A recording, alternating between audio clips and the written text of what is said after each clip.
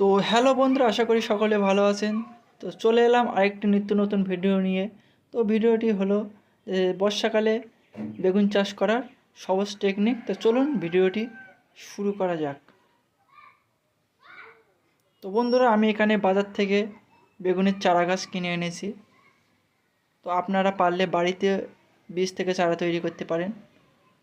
তো আমার এখানে দেরি হয়ে যাওয়ায় আমি এখানে বাজার থেকে চারা কিনে এনেছি। তো আমি এই চারাগুলোকে এক এক করে সারিয়ে নেব। তো বন্ধুরা, আজকের তারিখ হচ্ছে 30শে এপ্রিল। তো 30শে এপ্রিল আমি বেগুন গাছগুলো রোপণ করছি। তো আমি চারাগুলি এখন এক এক করে রোপণ করে দেবো।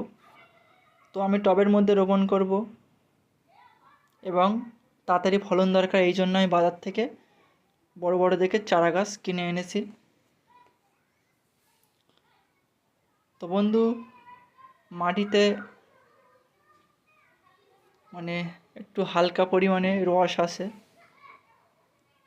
তো এখানে জল দেওয়া লাগবে না, কারণ একদিন আগে বৃষ্টি হয়েছিল এই জন্যে।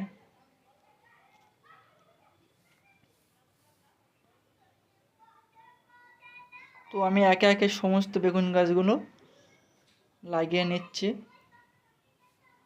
তো একটা একটা টবে দুটো করে বেগুন গাছ লাগিয়ে নিয়েছি।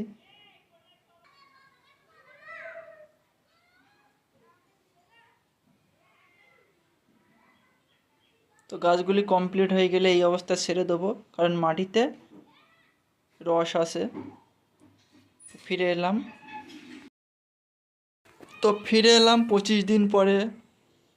তো দেখুন বন্ধুরা, গাছগুলি কত বড় বড় হয়ে গিয়েছে এবং গাছে ফুল আসতে শুরু করে দিয়েছে।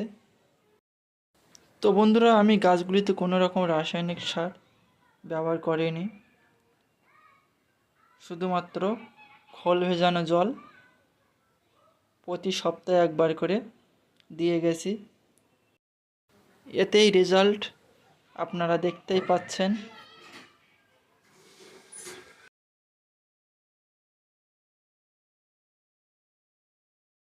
তো চলে এলাম 52 দিন পরে। তো দেখুন বন্ধুরা, গাছগুলি কত সুন্দর এবং ফুল ফলে ভরে আছে।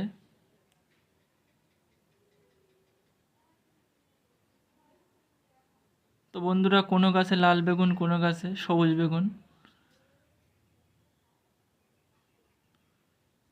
তো প্রত্যেকটি গাছে বেগুন আছে এবং কিছু বেগুন হারভেস্ট হয়ে গেছে, কারণ বেগুন একটু বড় হলে বাড়িতে বেগুন গাছ থাকলে যা হয়, হারভেস্ট করে নিয়ে রান্না করা হয়।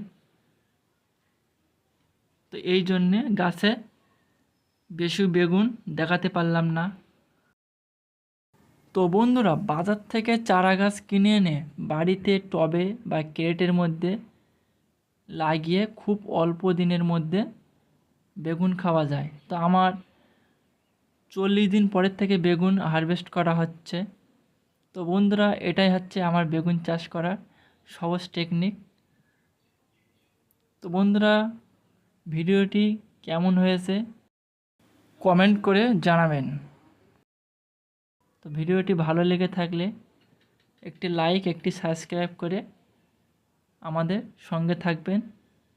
তো দেখা হবে পরবর্তী ভিডিওতে।